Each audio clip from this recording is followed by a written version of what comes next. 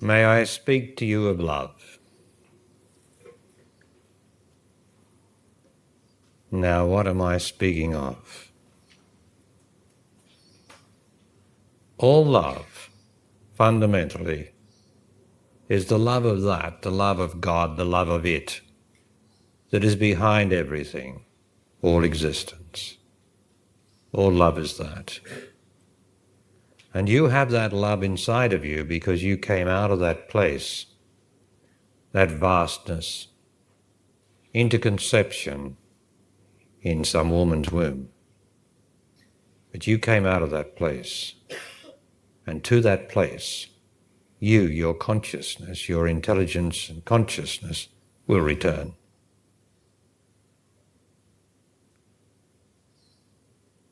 So you have that love inside of you, where you came from, where there are no problems, where there's no movement, where there are no bodies, where there is no necessity for separation, because all is one. Although you have an individual consciousness, you cannot separate the part from the whole. So the part which is the individual consciousness is the part of the whole, and therefore cannot be separated from it. Now the reality is that you came out of that reality and you come into the rubbery matter of flesh. And you pass through this flesh for 70 or 80 years, and then the consciousness that you are returns back into that place before conception.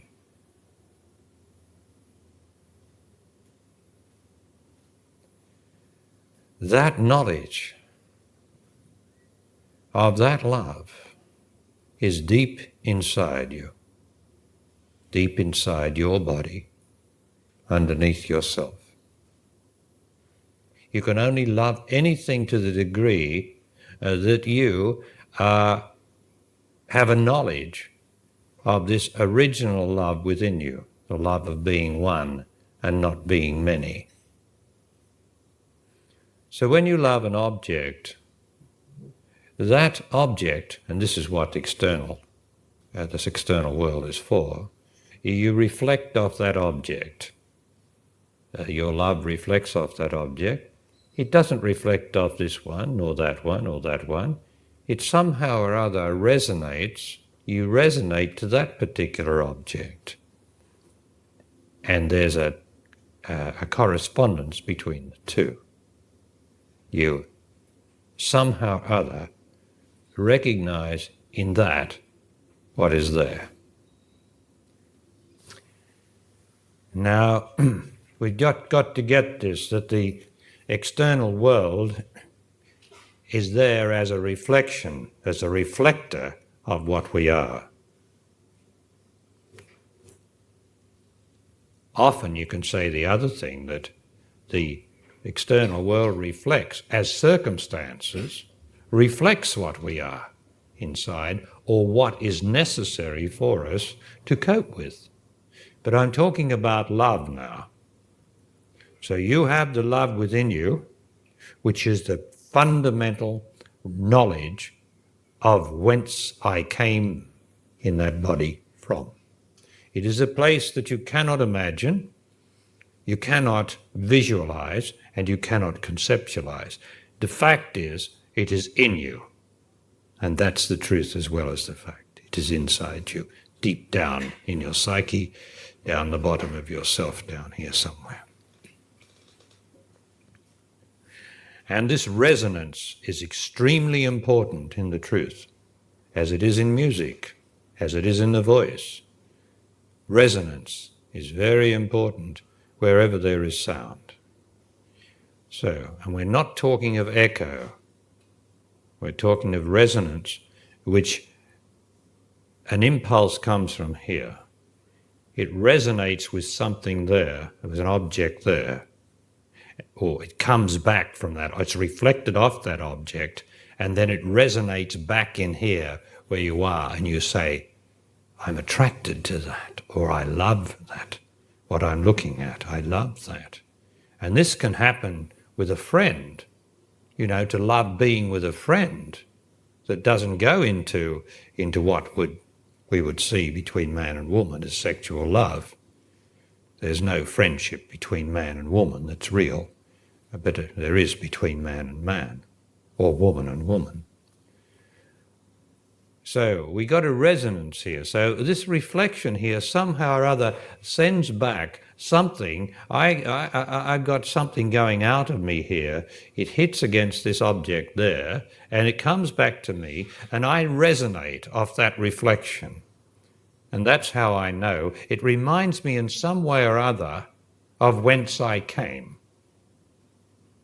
That where I came from. Somehow or other, I am reminded of whence I came through that resonance. And it has its origins, of course, that it's resonating off my knowledge of where I came from, that vast, indivisible place of consciousness, let's call it. But what has to happen is that it's got to come through myself, for we're talking about stuff down here, and everything down here, the knowledge of God or anything or beauty, has to come through myself. And often myself is a resistance, or myself translates beauty, which is the difficulty here. In this existence, it translates beauty wherever it concerns the opposite sex. It translates it into sex. So often the beauty of a woman for man becomes part of a sexual stimulation, because although in the first instance there is a resonance of beauty here, it comes up through the self and it turns into the desire to possess this woman. Now, sex is the desire to possess. So have you got it? The object outside is purely a reflection that reflects off your own self-knowledge of whence you came. Right? You can talk about it later, but I'll just give you the outline. You can ask me questions. Now, the self consists of individuality, a person, which is his mainspring is sex. But sex is really love. Only it's got an individual drive in it, a selfish drive in it. And so sex, although it is love, has a selfishness in it, as I say, the desire to possess the other. Because all men in their sexual drive, want to possess the woman. They want to have power over the woman, even though they don't know that. That's what the sexual thing is, to have power over the woman, to have her submit, that she loves him so much that she submits to him. That's man's sexual drive, whether he knows it or not. Where really that drive should be the drive to master myself and to transform my sexual drive, which I am born with and cannot help, has to be turned into love, a massive undertaking indeed. Now for woman is a totally different creature to man. I know they say that man and woman are equal and all that, and that I don't know about equality, but they're not equal at all in any sense. They're different, right? Whether they're equal is up to someone else, but they're different. And in that lies the mystery of man's attraction to woman and woman's attraction to man. The aberration in between of woman's attraction to woman and man's attraction to man, I'm not going into at this time. I'm going into the one that is obvious, because you have a penis and she has a vagina, and that's where we're going to start, with the reality of the sexual positioning of the bodies, right? The sexual elements in the bodies that make it possible to have a connection where the baby is made. The baby is not made in the anus, right? Between man and man. or woman and woman can't make babies. So we've got to start somewhere where the race comes out of, right? A woman's desire is not to possess man. This is when, I'm talking about woman's fundamental desire, right? Not now that she's been made a sexual creature and therefore her own worst enemy by man, but when her own immediacy, her love is to give, is not to possess at all. Her love is to give and to please man, because she is man's pleasure. So you can understand, if she is man's pleasure, and I'm talking without any interpretations, woman is man's pleasure. And so it necessarily follows that she must have pleasure in giving to him, giving everything to him. Everything she is, because she is love, where I come from, in her fundamental element, she is love. And her desire is to give everything, to be able to open up completely and utterly to the male principle. Well, that's what love is. Whereas man's drive is to possess her.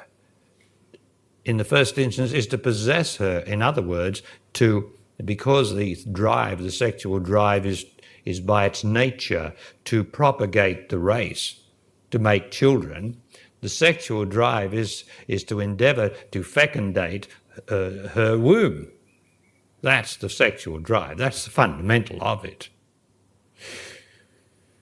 And he is right to do that. I mean, that's how it is. That's the drive. And she, of course, from the teenage, when she's a virgin, she, of course, has all sorts of dreams of this man being worthy of her to be able to open up completely, which is what the damsel thing is about, and the man on the charger coming and sweeping her up, and she loves all this sort of stuff because that's romance to her, and it is romance, but it's in the other place over here, in this world over here. But then she has all these wonderful dreams of opening up to him and being loved by him. That's the important, being loved by him. She's not fundamentally sexual unless man gets hold of her and sexes her up when she's very young, a child or something, and starts to get her sexually stimulated. Then, of course, she has sex because she has that capability of excitement in her sexual organs. And so from an early age, it is possible for her to start to get sexually trained. The idea of man is to train a woman so that she gets sexually excited, like you'd train a dog, and you touch her here, you touch her there, and you get her sexually excited, and then she's ready for him to make love with. But that's not making love, that's got intent in it. It's got the intention to penetrate her in it. And that's not what love's about, although I understand, and we can all understand, that's the drive, is to penetrate her. So we've got two things going on here. One is the drive to penetrate her and to put the semen in there, and the other is to make love, which is the modern way of saying it, isn't it? Meaning of our times is to make love, not to make babies. And as I've mentioned to you that's all been done, 6 billion is about 5 billion too many. All right, so the population, and everybody can do it. It's so easy to do, isn't it? 14, 15-year-old, doesn't matter, and all the boys are experimenting because they got the sexual drive, and nobody cares anymore, really. And so you get more and more population everywhere, despite the wonder of science's contraceptive chemicals, etc. So we've got two things going here. One is the drive from man, and the other thing is the woman wanting to be loved. They're two different things. One's going in and the other's opening, coming out sort of thing. Opening, just opening like that. Two different things. And then they've got woman, having been sexually excited by man through the ages, and you're not just the woman that you are now. Each woman has to tune in, generally speaking, to the whole procession of evolution of humankind and evolution going on. Not of the physical body. The physical body has finished that evolution a long time ago. It's now, there was an emotional evolution. The idea of all the madness of the religious emotions was only necessary to break up the hardness that was in the bodies of men and women. And so religious emotion and all that stupidity of burning witches and emotional demonstration of the love of God or Jesus or Krishna or anything, all those things. That was purely emotion was necessary to break up the mentality of mankind. Yeah, from the Greeks, the Greeks were great thinkers. But great thinkers are not very emotional people. And emotional had to come into civilization to break up the mental thing.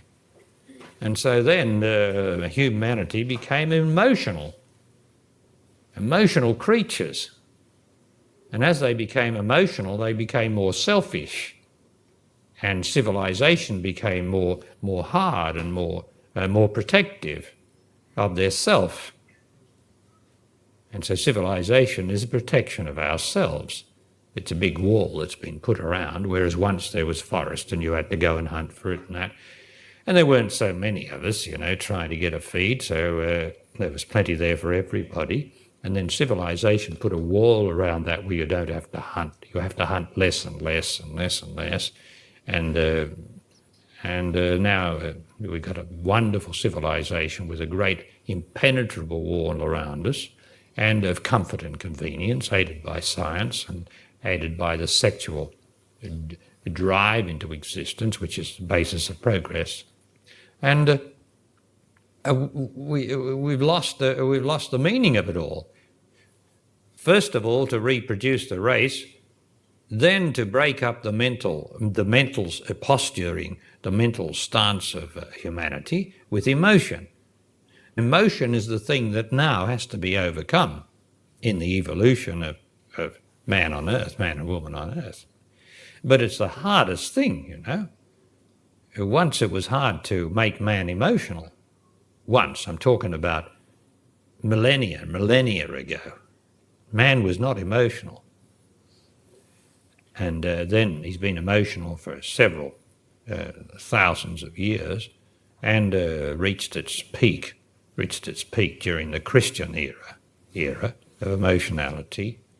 And all the religions, the Islam and killing everybody left, right and centre, and everyone getting emotional about Muhammad or whoever, or Buddha getting emotional, the priest whipping everybody up. Everyone's emotional about things. They believe in things, As soon as you believe in things, you're emotional. And the whole world's emotional without its religion. Now we've got to come back. We've got to get rid of the emotion and face the fact, which leads to the truth, that the whole purpose now is to reverse everything and discover love.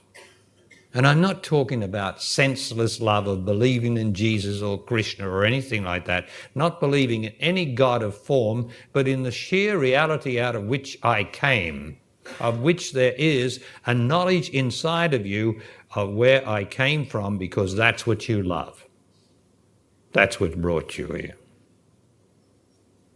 Now, the one impediment to realizing whence I came is the sexual drive.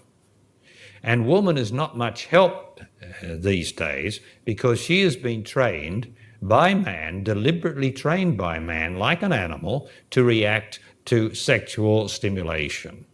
And once she's sexually stimulated, of course, why not? She goes into a trance of sexual arousal, and she then is subject to sexuality herself and the sexual drive, and she joins in the sexual exchange. And then afterwards, or in between, or in the end of it, she thinks this, if she's got any self-knowledge in her, she thinks, oh God, I just want to be loved. She doesn't know what's wrong because nobody ever told her, none of the religions ever told her, except you shouldn't do it. You should marry or burn, as Paul said, or Jesus said, those of you you are given in marriage today, or you go into marriage, and really you shouldn't go into marriage and you shouldn't marry, and that means you shouldn't have intercourse, you see. So all this stopper on it all from the religious, some of the religions, especially our Western culture, put a stopper on it. We don't know where we are. The Christians don't know what to do. Most of them, it's a dirty thing, I don't know what they think about going to the toilet is, but they think that sex is dirty, and yet they still go to the toilet. I mean, God, and all these believers are emotional. They're stupid. Belief is stupid. You've got to face the fact. Now, man's driving into woman, so woman, to where I come from, is the hope of it all.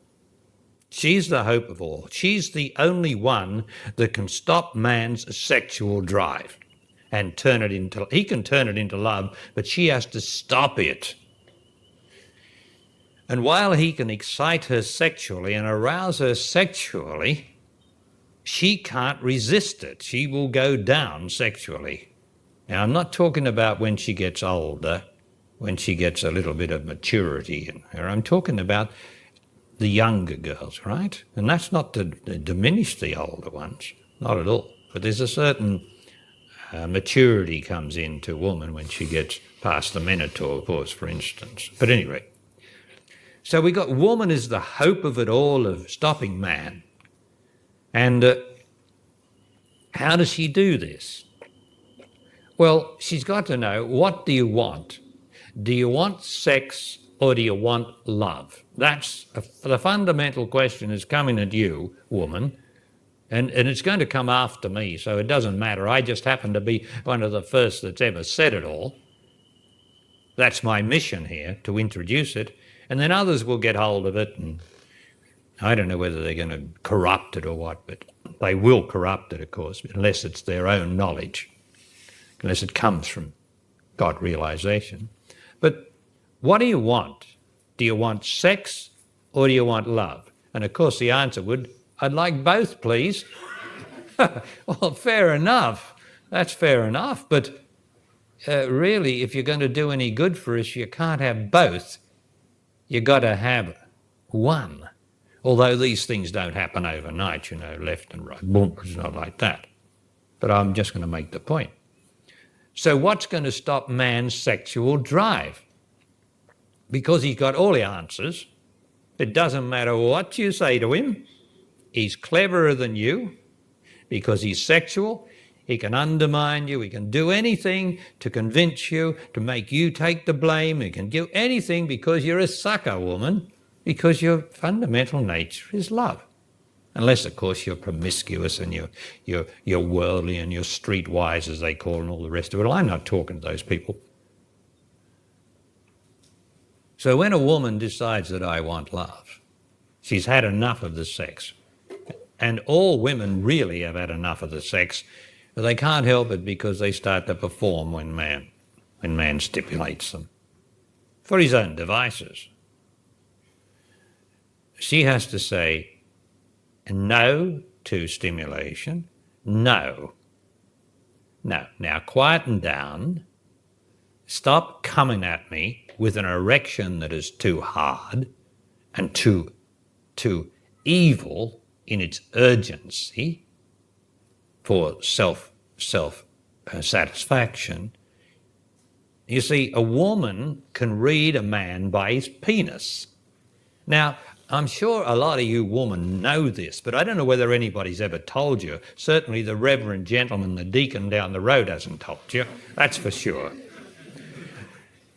Woman is sensitive. She's so sensitive to love, and because the penis is fundamentally love, she can tell from a man's penis what his state is. But then she's so frightened of losing him that she'll never find a man who'll love her again. And I've told you this story before. The young girls that I know in their 20s have said this to me.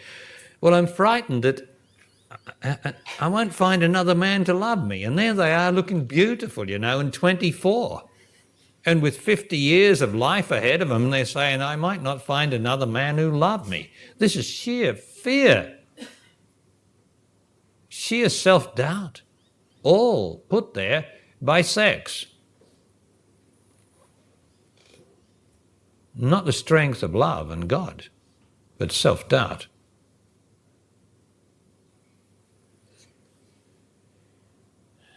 So a woman has to read a man, not unnecessarily by his penis when they haven't made love or anything, but she has to be sensitive to man, which means sensitive to love, and she should not give in to man when he is sexual.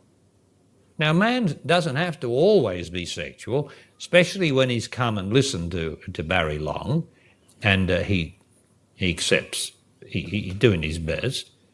He doesn't have to always be sexual. Sometimes he is love. And a woman has to know when, and has to be able to tell beforehand how the man's coming at her.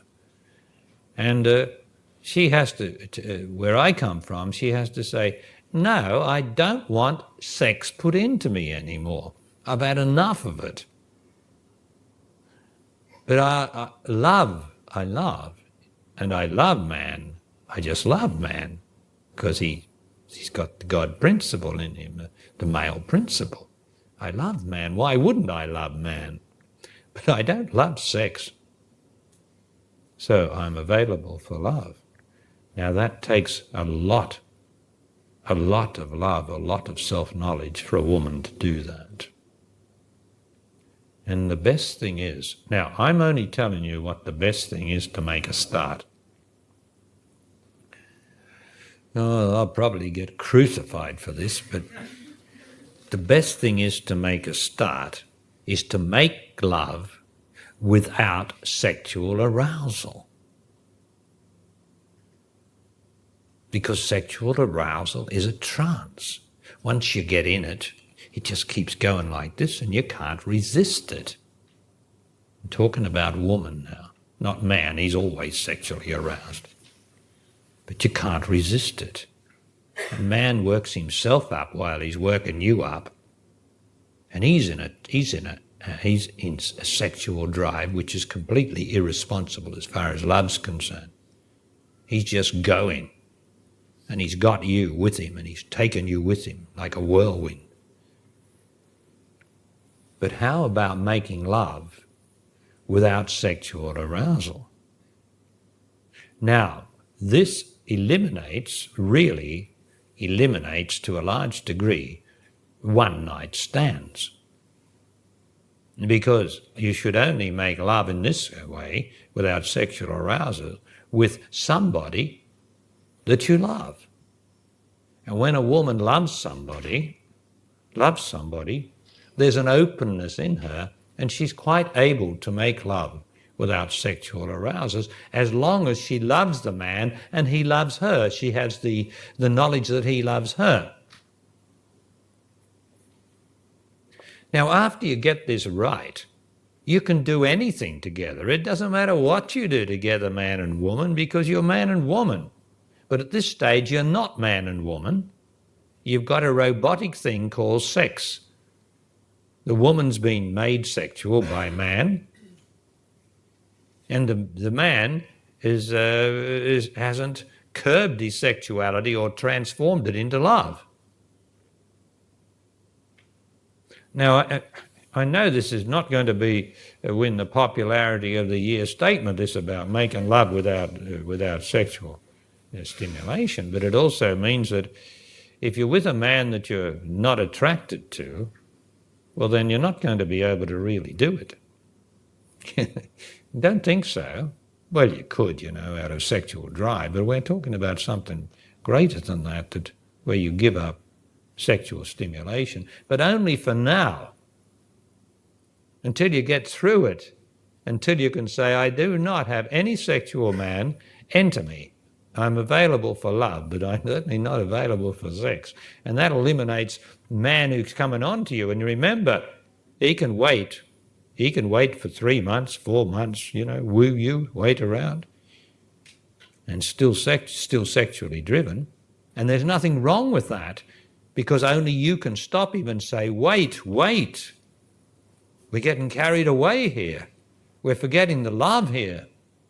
We're getting tied up in our sexual drive, which is great. I love to have an orgasm, and you love orgasming, or you love making me orgasm and all the rest of it. But wait. We're getting carried away here like human beings have been for millions of years. Is it going to make me peaceful, contented, smiling and full with love? Well, of course it's not. Sex never did that to anyone except straight after, when you feel great. But as soon as you realise it's sex, or the love goes out and the sex comes in. Now, the demonstration of that is when you first met your lover and how you came together. You've heard me say this, the two bodies are made by God, and the self is pushed right down by both parties, and we're both on our best behaviour, and the bodies make love, and bodies can make beautiful love together where there is no self. Make beautiful love. And that goes on for, say, 4 weeks, 5 weeks, 6 weeks, perhaps. And then up comes the wrong word from one party or the other, and then the other party comes up defensively, and then they start having their first discussion or their first argument, and that means the self has now risen, and they are now growing apart, and they will make love less, fewer and fewer days, months, or whatever it is, or days or months, and they'll become familiar and casual, and they'll compromise with each other, because that's what mum and dad did, and that's what the whole world does. We will compromise, whereas in love you say, no compromise. Where's it gone? Where's it gone? Why is it gone? That's love. Why is it gone? Are you going to accept that it has to go? Well, I say it doesn't have to go. You might be right with the wrong partner. That's always a possibility in this existence, because most of attractions are due to sexuality. Man's put the sex into woman, and he makes love to himself in woman, a sexual woman. He's put himself as sexuality into a woman's body, and then he comes along, a different man, and makes love to himself in a woman's body because she's sexual. She's gyrating everywhere, she's doing everything for him that he wants. That's himself.